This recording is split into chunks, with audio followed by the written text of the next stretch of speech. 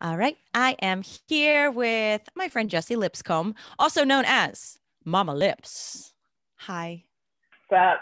Thanks for being here. Yeah, thanks for having me. Can we talk about your tattoos real quick?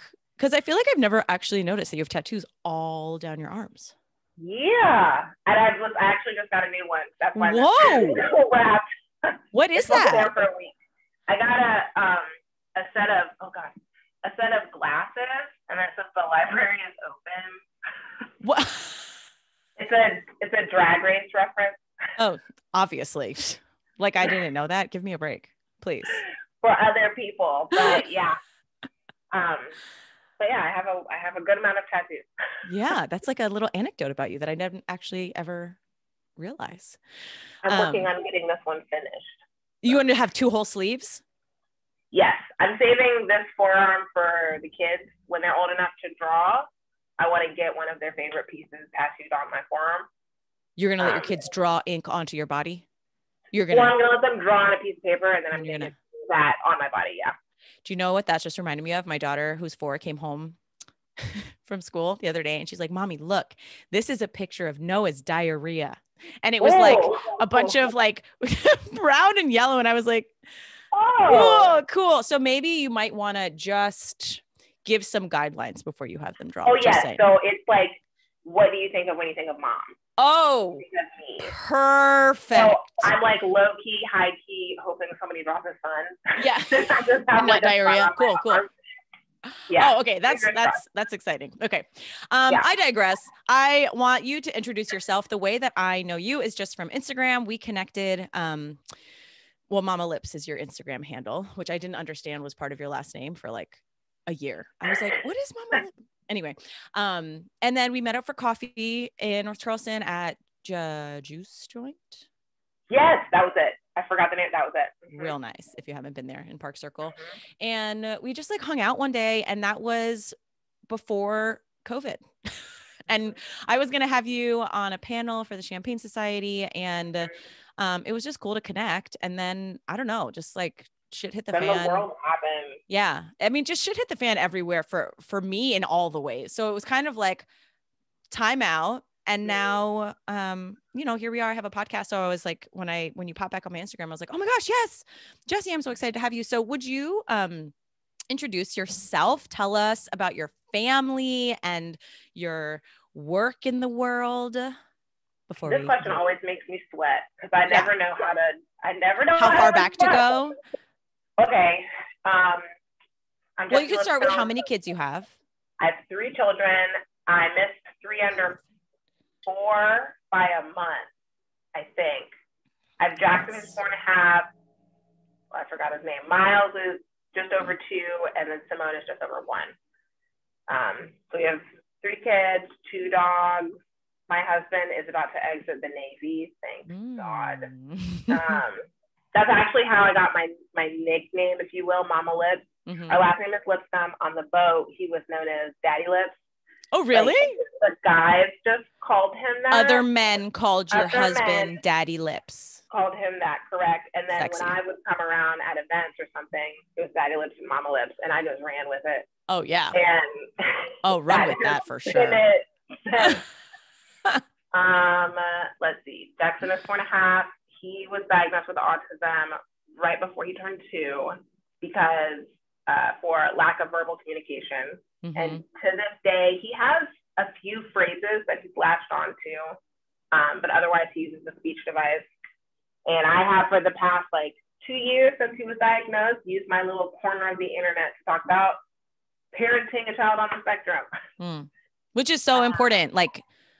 Having friends and family that have, are going through this. Like, I feel like having a resource like you that is just a real woman going through it and with a positive spin is really a gift. A real woman, not like, well, you know what I mean?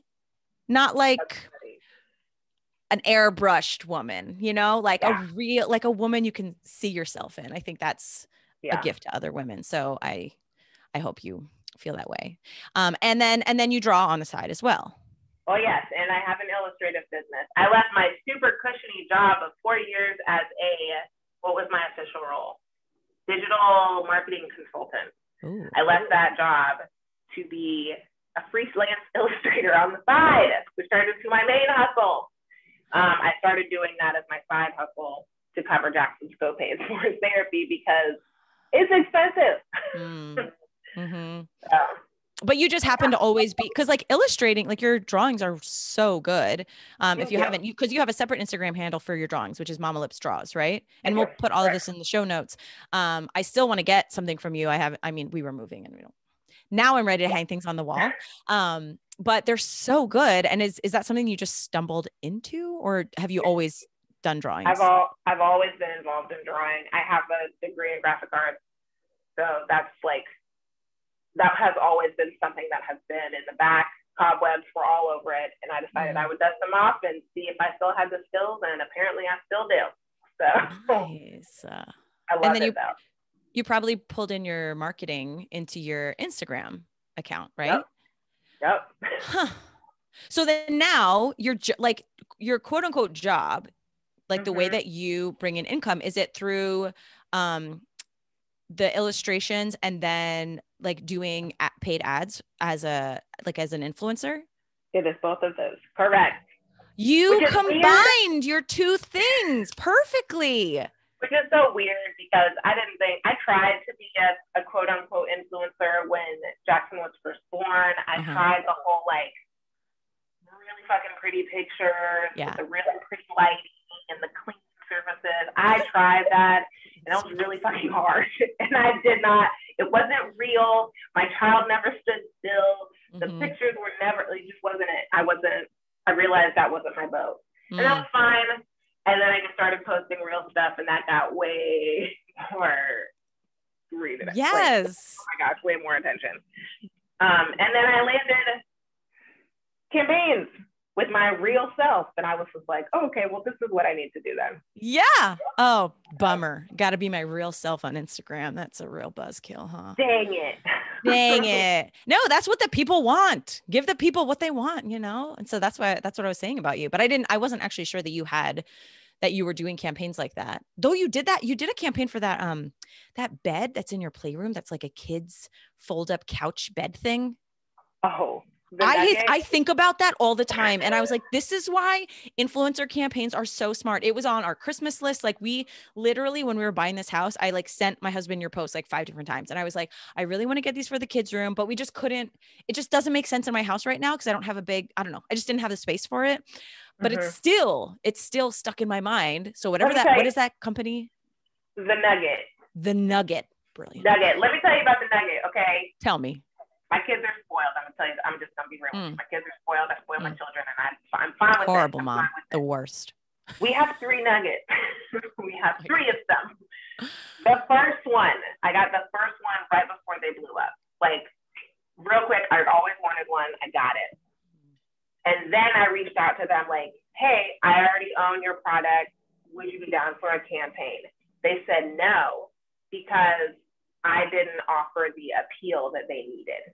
Basically, I didn't have you're not Instagram-worthy looking feed or whatever. And I was just like, whatever, I'm still getting this anyway, so I'm going to buy it. I was just hoping you would give it to me for free. So I got the second one. And then out of nowhere, they emailed me like, hey, we're launching a new color. We're going to send you one for free. And I was just like, am I reading this wrong? Like, this is not a thing. It's not happening. And then it showed up on my doorstep 2 days later. Like, yep. Probably somebody new started working for their marketing department and they were like, hey, dummies, what's this old inquiry that you ignored? This is a real woman who already owns our product who wants to promote it? Right? Duh. You didn't even got to just send me a product. You ain't got to pay me, just send me the product. I know. Free is still good.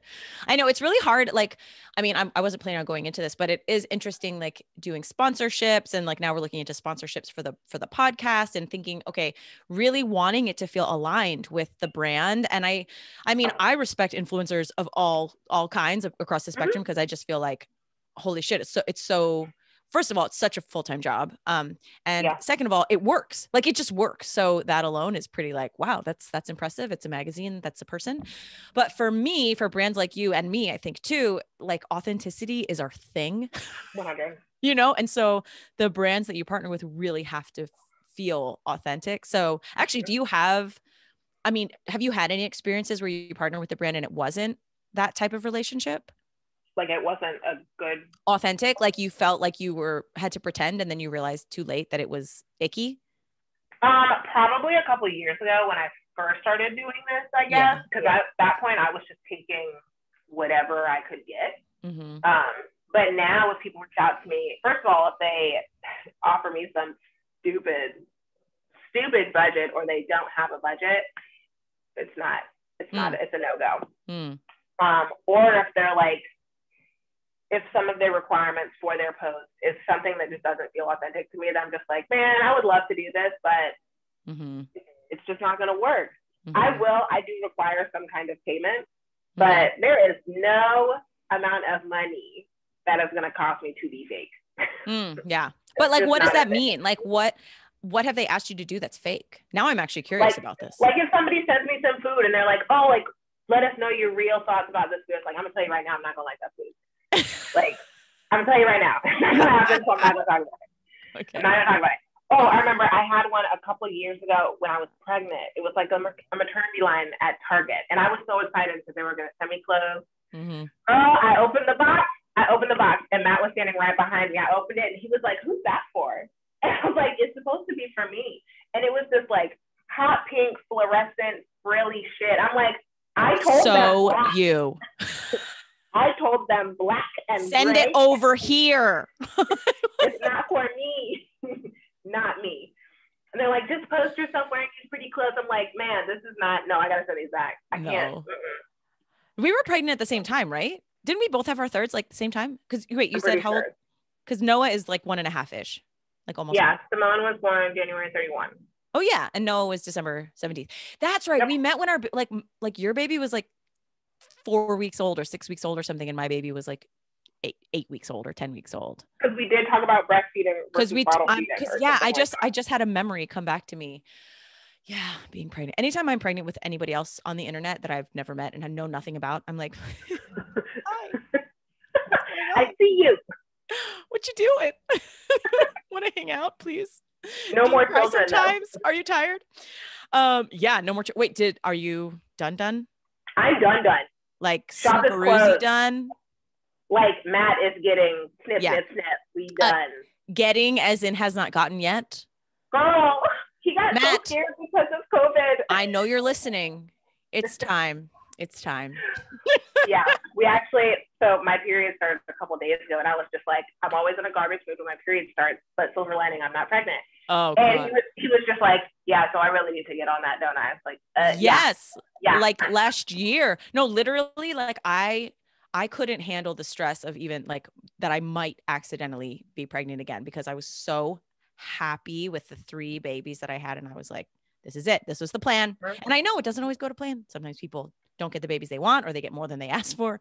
And I feel very grateful for what I have, but I was like, you need to get snipped immediately. This is done. This is over.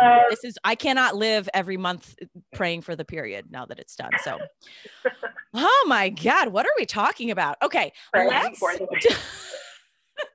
talk about, so something that I really, was looking forward to having you speak on, which I know I mentioned to you before we pressed play, was autism, because I know nothing about autism. I actually just very recently learned a lot more about it. And I just feel like almost like what I was saying about when you're pregnant and you find another mama who's pregnant and you're like, oh my gosh, hi, like, let's stick together. I feel like autism mamas must feel that way too, or any mom that has a child that is on the spectrum or has any sort of learning challenges. Would you want to share your story about discovering that Jackson had autism and what that's been like and how it's evolved? Yeah. So it's an ever evolving thing. Like, and I've learned, I think, more in this past, like 6 months than I have in the past 2 years about autism, specifically because I've been talking to a lot of autistic adults. So that's been a lot. But okay, Jackson was diagnosed at 21 or 22 months with autism.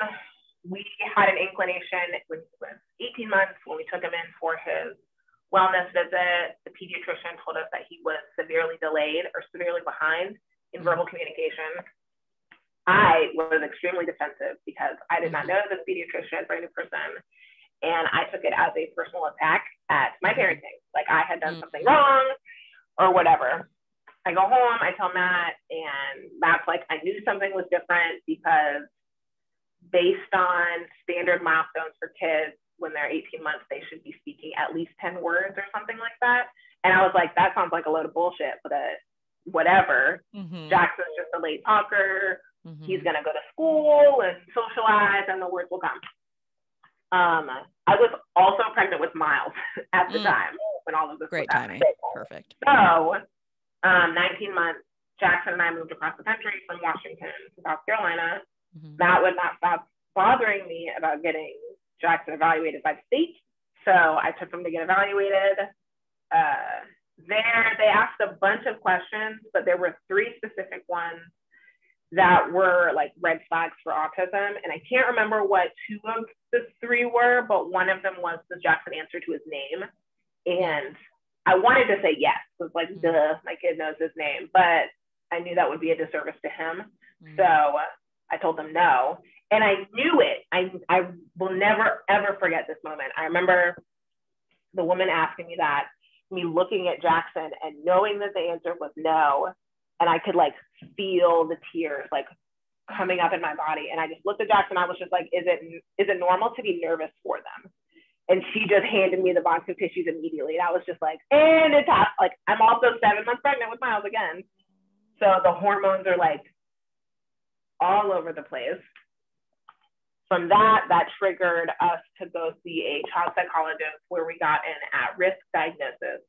And it was at that point that Matt and I really started to let it sink in that we have a child on the spectrum. We knew when we got the at-risk, we were going to get the full one. Wait, what is that? What does that mean, at-risk? So at-risk is just like the next step.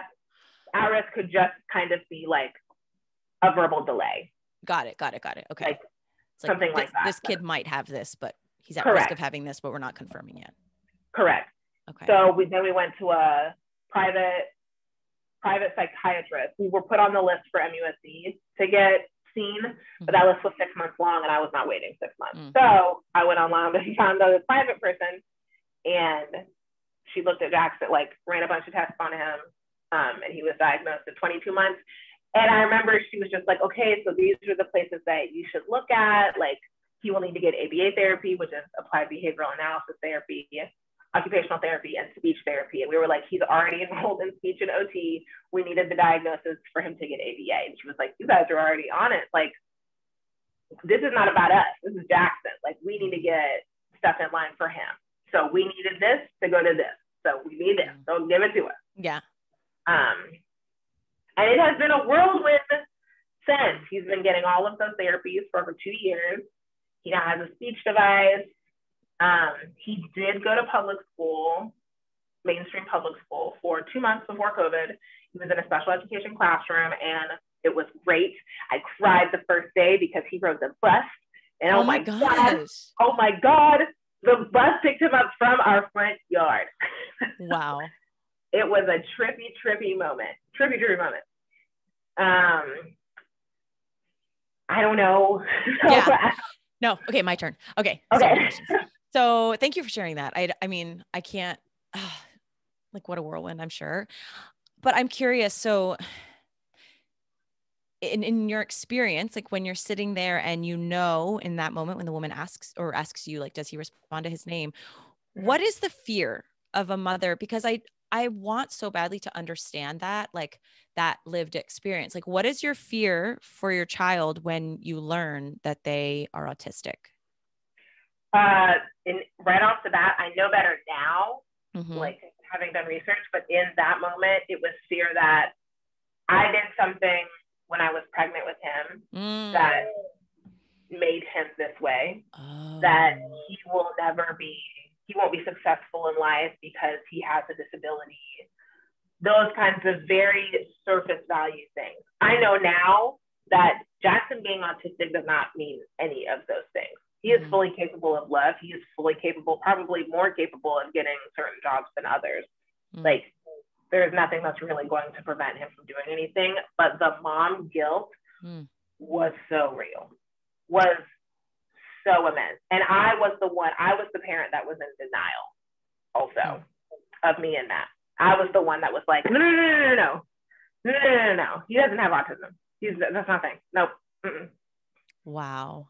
I didn't even see, that's why I wanted to understand your experience. I didn't even go there, even though I should have, because I am a mom and I understand how it's always about self-judgment. I did something bad to cause this to happen.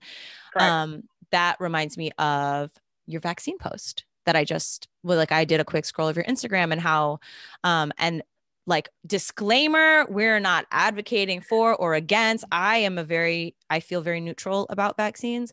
But when you just said that, that post that you did like flashed into my mind, because I feel like the patriarchy dominant culture loves blaming the mother, right? And so anything that we can do that leads back to, well, the mom made a shitty choice and it's her fault, that's a win in the culture's book. We don't even realize we do it unconsciously. And so the thing with vaccines that you were saying was, it's my belief that vaccines do not cause autism. And I loved that because I was like, whoa, how perfect, which again, I never connected these things because A, autism is not something I have personal experience with. And B, I don't feel strongly about vaccines either way, but I realized, of course, if we say just one thread, okay, we could take this a lot of ways, but one thread is if we say that vaccines cause autism, then we can blame the mother for making the quote unquote wrong choice for vaccinating her kid and giving him autism, right? Correct. Yep. Oh, so fucked up. Yep. So then have you met a lot of women who feel that shame of, I gave my kid autism by vaccinating them? 100%. Oh my gosh. Girl, they exist. And they will come out in the woodwork to defend their actions. Did you always feel like when you said, okay, my first fear was that I caused it, was that one of the things where you're like, oh, because I vaccinated? No. That was a new one. It never, ever crossed my mind that vaccines were a possible cause. Let's also be clear that there is no cause. When I thought that I did something, I thought it strictly had to do with working out, because I lifted weights when I was pregnant with Jackson. I know now that's not a thing, like not lifting, but I know that lifting weights does not cause autism. That's a stupid connection. But that's what I thought. I thought it was somehow working out related. Interesting. Yeah. Never, how selfish of you to lift a weight while pregnant. You know, your first responsibility is to that fetus. But so then what does cause autism? Like, what is, for somebody who knows so little about it, what is autism caused by, or how does it manifest? Autism is a genetic disposition. It is a rearrangement of chromosomes in your body. It's your mRNA vibing a different way. I love that. Vibe in a different way. That is it, man. We describe it, it's from one of my favorite movies. They compare it to like being gay. It is something that you're born with. Like handedness is the way that they describe it. Like how some of the population is right-handed or left-handed. It's just something that is, and then you work to live with it. Right. Yeah. And so as far as living with it, like, I'm sure you must get so many messages in your DMs from other autistic moms. So what are the challenges that they are experiencing living with autistic children? It ranges, because there is no one person that is like another. Just because you've met one person with autism does not mean that you have met them all. So there are some people that have kids that need more support, whereas Jackson needs less support. And that's another thing. I know for people that are new here, possibly also you for autism, the terms low and high functioning are a no-no. That's a no-no. Do tell. Because it's, what's the word I'm looking for? It insinuates that low functioning means stupid. And that's not always the case. And I made that connection with my dad because we were talking about Jackson. Because I was like, when you think of a low functioning person on the spectrum, what do you think of? And he was just like, somebody that needs a lot of help, somebody that is nonverbal. And I was like, okay, what does a high functioning person then look like? And he was like, one that can pass basically for neurotypical, for normal. And I was like, okay, so when you look at Jackson compared to what you just said, where would he be? And he was like, well, he just has delays. And I was like, well, why aren't you saying low functioning? And he was like, because that sounds bad. And I was like, see? Your dad is like slithering into the corner. Yeah. Like, I don't want to be in this conversation anymore. I'm like, see how you get that feeling that it's not okay to say low functioning? Yeah. So the proper terms would be low assist or high assist. So, but like there are a bunch of kids, a lot of the parents that message me have kids that need higher assistance. So basically they do have some more behavioral issues and act out. Jackson does not have any behavioral issues. Jackson's very low needs, if you will, besides his lack of verbal communication. My glasses are sitting weird on my headphones. But it's really rough because I always have to weed out the kinds of parents that I'm talking to. Because I know my beliefs when it comes to autism and parenting a child on the spectrum.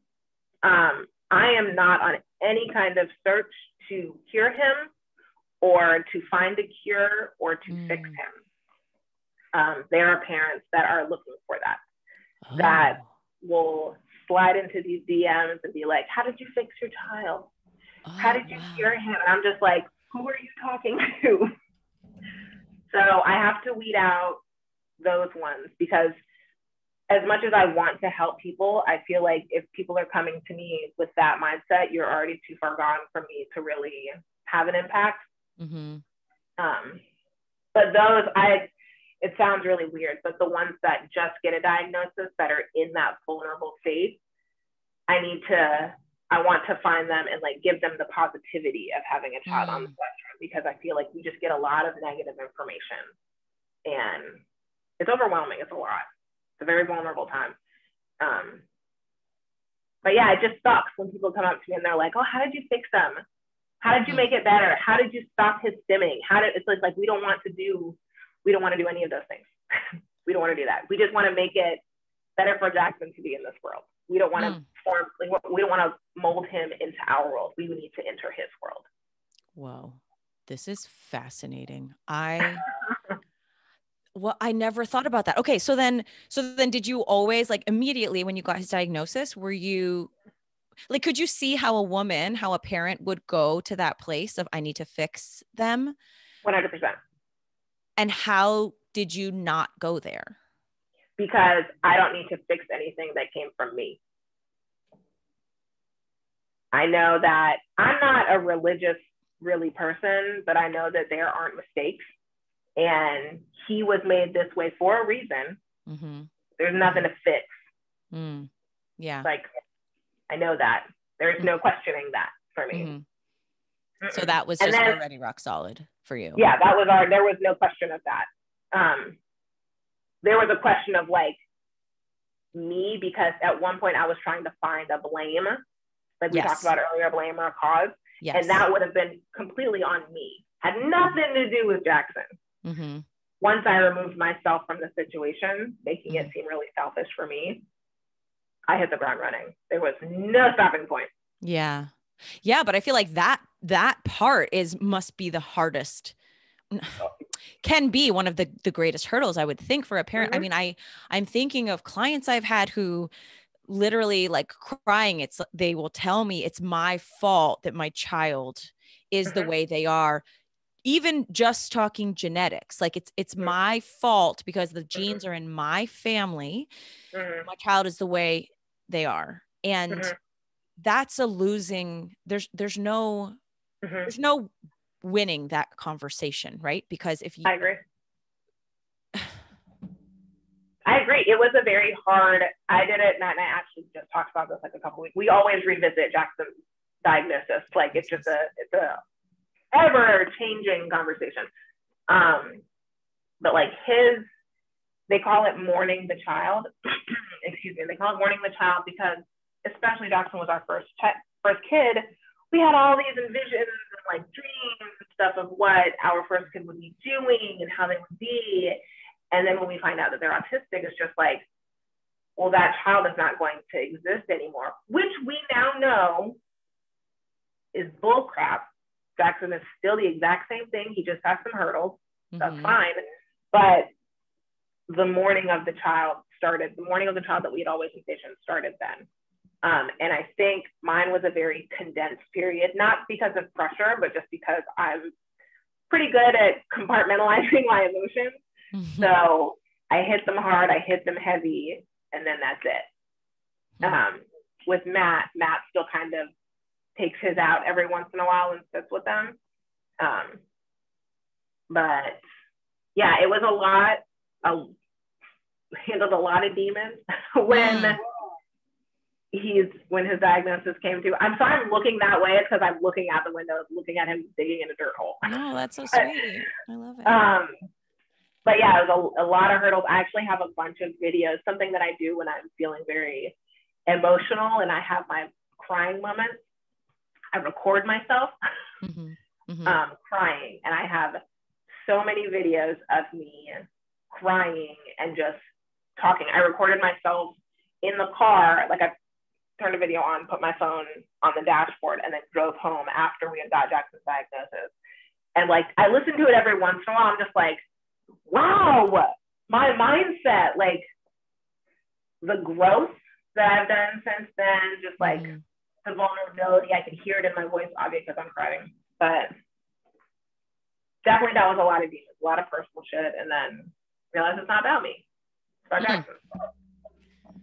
There's so many parallels in what you're saying and just the work of evolution in general for a human to expand. Well, because even when you're saying like my vision, like you have to mourn the child because your vision for your child, which to clarify, you're saying now that your visions for your children can still come true because they're fully capable of meeting those goals.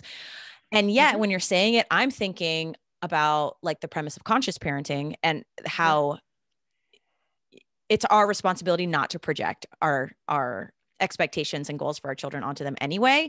So it's almost like you were forced to do this work of mourning, like surrendering and respecting the fact that he is who he is and he is perfect and he is the master of his life. And 100%. Your job is here to steward that. 100%.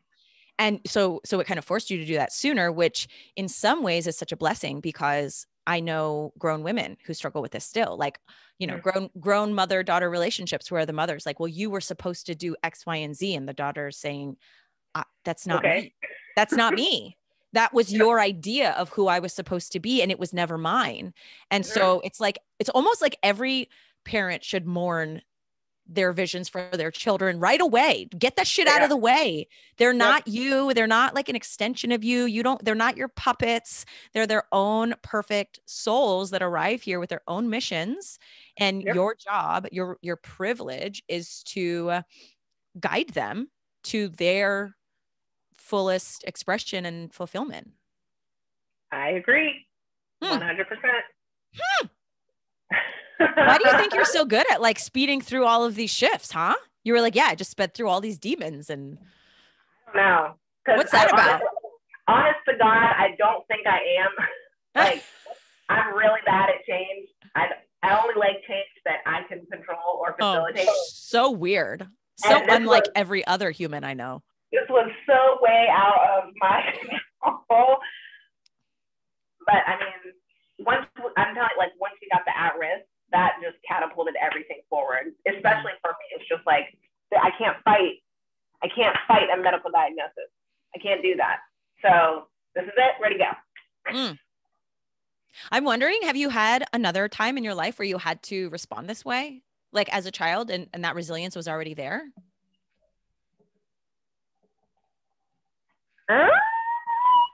Probably when my mom died. Oh, yeah. Okay. I'm just trying to think. Probably when my mom died. Yeah. When did your mom pass away, if you don't mind me asking? She died, oh my God, what year was it? when did Matt and I get married? 14. She died in 2012. And she had like some health complications before that, but she had a stroke, which led to an aneurysm, and it took her that night. My sister and I didn't get to her in time to say goodbye. Ooh, that got dark with a quickness. I have a sickness. I can't help it. I just find the places and I go there. I'm so sorry for your loss though, because that's tragic. I think what really triggered like that necessary and abrupt transition was once she died, like my life was spiraling when she died. Like I was in a tear. It was bad. I can't express how bad it was. But then when she died, I decided to move from Virginia to South Carolina to live with my dad. And both of us had a terrible relationship with each other. But we decided to move in together because we were both mourning and we needed each other. And somehow it made sense. So I just completely uprooted my life. I had really no choice, or else like I don't know what I would be doing in Virginia right now. But I had to do that in order to move forward. I really did not have a choice. And I think because that was, looking back on it now, it was very easy. I didn't want to, but it was a very easy thing for me to do.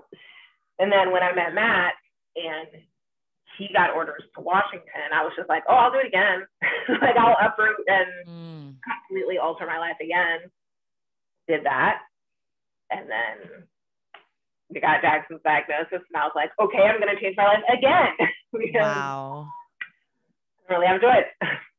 That is fascinating. And do you feel like looking back, well, first of all, it's like a muscle that you flex. So it's so incredible when you hear about resilience in people and like real life situations. To me, I'm so fascinated by this idea of fostering resilience in myself and in my children. And to me, you strike me as a very resilient woman. And so that's kind of what I was wondering. It's like, you know, to receive that diagnosis and then instantly be like, all right, what do we got to do? Right? Like, what are all the demons I got to purge so that I can be the mother I am being called to be? To me, that's a sign of resilience that you have done it before. And so it's so interesting when women, especially when I have clients that are, you know, going through something and judging it and questioning it, like why? And we always try to zoom out and see the big picture and remember that resilience. I mean, it can, I'm sure, like there's no like, oh, it was lovely when it happened, but resilience is such a life skill that serves you in the future and you can't even imagine. Yep. Yeah. Do you feel like moving in with your dad expedited your healing? Was it the right, like, were you like, yes, this was the right move for me? Oh, looking back, yeah, for sure. 100%. Crazy. In the moment, that sucked ass. I had such a garbage relationship with my dad. Like, we didn't really speak. And then we decided to live together again. And then he started dating while I was living in the house with him. So it was extreme. It was a mess. It was a big mess. But it did foster mine and my dad's relationship. So we have the super dope, tight relationship that we have now, which I didn't think was ever going to be possible. So. Yeah, but like on some deep level, you knew was possible because you moved in with him, right? Like you would. No, I didn't, because he told me that, what was the agreement? What was the agreement? If I moved back in with him, he would pay for me to finish school, because I didn't have my degree at that time. He would pay for me to finish school. I didn't have to pay rent. So I wouldn't, because I was like basically working 3 jobs to pay my rent in Virginia, and I was dating this piece of shit. Like when my mom died, I don't know where I was mentally, but I immediately started dating this like piece of shit dude. And that was probably the worst relationship I've ever been in. And I was about to move in with him. And my mom's sister at the time was just like, nope, you need your dad. Your dad needs you. Y'all don't see it, but I see it. So y'all need to get together. It's just like, fuck that. I'm not doing that. And then I did it. Bless her. Bless her. You know what's interesting is after I think I've shared this with you, that my brother passed away in 2007. And after my brother passed away, I moved in with my mother, who I also had an infamously poor relationship with. And that was also a good move for me, you know? And I was like, I'll never live with my mom, blah, blah, Never blah. again. I moved out for a reason. Yeah. And it was strangely healing in a, I don't know. Yeah. It's interesting. It's so interesting how these things play out. Oh, thank you for sharing that with us. Sorry to make you dig it all up, but I think it's so inspiring for other people to hear, you know, and I'm sure you're not the only one who's lost a parent. So I just hope you realize that your strength is probably really uplifting somebody else, which I think you already know from your IG account. Before we wrap up, I'm curious. For some reason, I'm curious about limiting beliefs for you. Limiting beliefs. Okay. Since like a combination of between being the mother of an autistic child and being an influencer and starting illustration when you were doing something totally different and just having the experience that you've had, do you feel like there's any limiting beliefs that you have had to overcome more than other people? Limited, like I can't do something? Mm-hmm. Limits on your potential or like what's available to you. Oh, what's available to me? Yeah, man. Yeah. I haven't felt it like as much as I know other people have, but definitely because I'm Black. Oh, 100%. 100%. 100% because I'm Black. 100% because I'm a military spouse. 100% because my child is different and has higher needs than other kids, and a lot of people don't want to cater to those needs. But those aren't even limiting beliefs. That's real life. Those are facts. Right. Like racism is real. About, like me believing in myself. Well, actually, that's really interesting that you brought this up. I'm curious about the military wife thing, though, because I don't know anything also about the military. So what is that? What does that mean? What do you mean? I don't like to tell people that I'm a military wife. Why? I don't tell people that Matt is enlisted normally. Definitely not. What's their reaction? First of all, employers don't like to hire military wives because they know they move every like 3 years. So people don't want to have to go through the hiring process. Second of all, a lot of people don't hold respect for military wives. And asterisk there, I can understand why, because there are a good chunk of military wives that are complete shitbags and give the rest of us hold on. What are you talking about? What is shitbaggy of them? What do they do? You are literally opening my eyes to worlds I know nothing about. Oh my God, my cheeks hurt. You're like, I'm exhausted. Can we end this podcast interview? It's please? so funny. There's like different levels of shitbaggery-ness. Yeah. Well, let's start with level 1, shall we? Level 1, basics. The basic 101 of a bad military wife is cheating.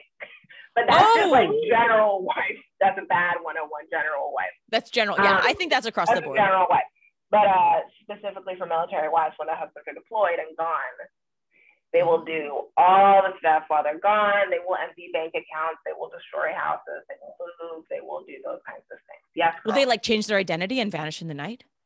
Well, they just steal stuff like dogs and empty bank accounts and move with their other person. Sounds like a movie.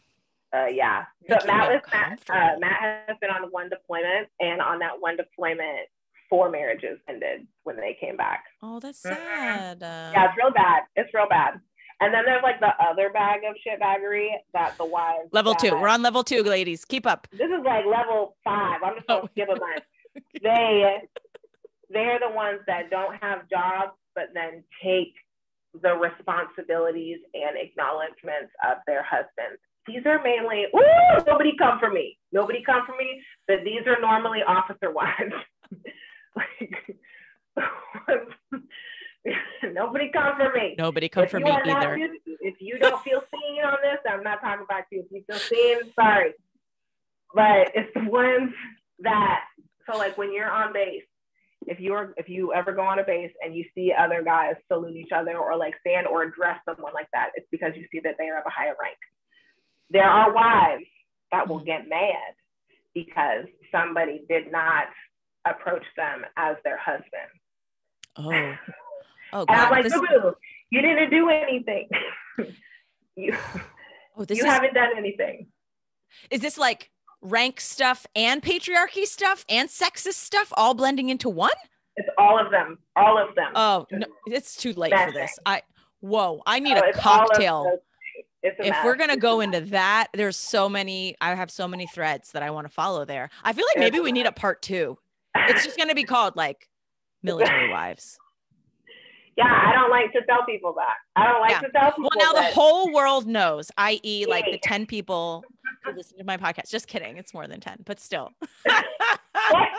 It's so funny because people will post like, I'll post something like I have to go to one of Matt's events or something and I have to put on my military stealth hat or something and be his arm candy or whatever the case may be. And I'll do it for like a short amount of time.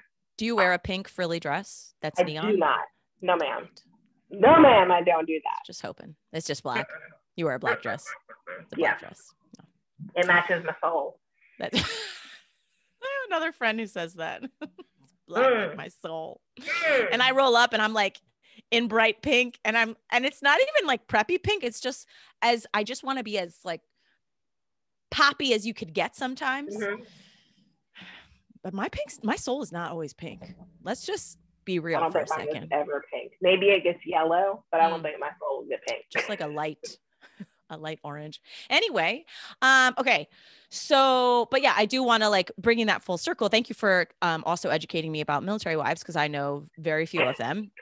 And to also clarify, we're not making a blanket statement of all military wives. This is just your experience, your lived experience. And just like anything, there's examples where this will be true and there's examples where this will not be true. But that is not the same for being a Black woman. Because we started talking about limiting beliefs, things that aren't available to you because you're a military wife, a Black woman, and a mom of an autistic child. And I just want to make sure we really piece these things together before we close out because we went a lot of places. And I think in part 2, we can get into the limits placed on you for being a Black woman because I don't think those are limiting beliefs. That is bypassing. I mean, that's real. That systemic reason, that's real. So I do want to acknowledge your experience there and tell you that is a blanket statement that does not apply to the military wives. That's funny. and the being a mom of an autistic child, to me, that feels like the place where you've worked through the most limiting beliefs on behalf of your child. And I'm sure there is still so much prejudice that exists in the world. And there's so much healing to be done on the parts of the mothers of autistic children that you are paving the way. You're trailblazing here where you're showing like, here's all the demons. Here's all the things that you might be inclined to do. Here's all the limiting beliefs you might place on your child unfairly, that they are broken. They need fixing. You might decide that you did this to them. Maybe it was a vaccine, whatever the places that you can find blame or flaw, to remember that area is the place where it's like, do the work on your demons and recognize that you are perfect and whole just as you were created. And thus, so was your child and everything that you're experiencing, at the very least, at the minimum, will give you massive resilience and compassion and empathy. And I'm trying, man. I'm trying. You're doing it. Have questions, slide into these DMs. Yeah. Don't come in here with ignorance though, because I will shut you down. No, if you're coming for her, don't listen to this next part. We're going to share her Instagram handle. But also before we do that, I really want to acknowledge you. Like, thank you so much for being so brave to be your fucking self. It's not easy to be yourself. If it was, we'd have more people like you in the world. And I am just really grateful for you sharing your voice on my platform and sharing your experience, both with autism and military wife and a woman of color and all the things. That's funny. I did not expect to go the military route today. Yeah, me neither. Me neither. Momma Lips.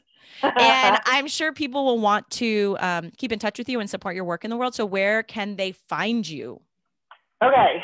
My personal Instagram handle is Momma Lips, MOMMA_LIPS. Mm-hmm. My illustrative Instagram is Momma Lips Draws, all one word. Mm-hmm. And then my website is www.mommalips.com. Awesome. That's it. We won't put that all in the show notes. You guys need to go get one of her illustrations. They're so beautiful and unique. I love the one of your kids that you did. I was just thinking how I'm so jealous. Like people that can just paint their families. I can't even take a good picture of my kids. I just take like a million videos that then I'm like, what do I do with all of these? I have like 2,000 Snapchats a day. I upload like 2 to Instagram and then the rest just clog up my iCloud. So it would be so much, I feel like so much cooler to illustrate them. So make sure you go and visit Jessie's art profile, Momma Lips Draws, and get yourself an illustration. Thank you so much for your time, for sharing your story with us, and we'll catch you on the gram, okay? Yeah. Mwah. Ciao. Bye.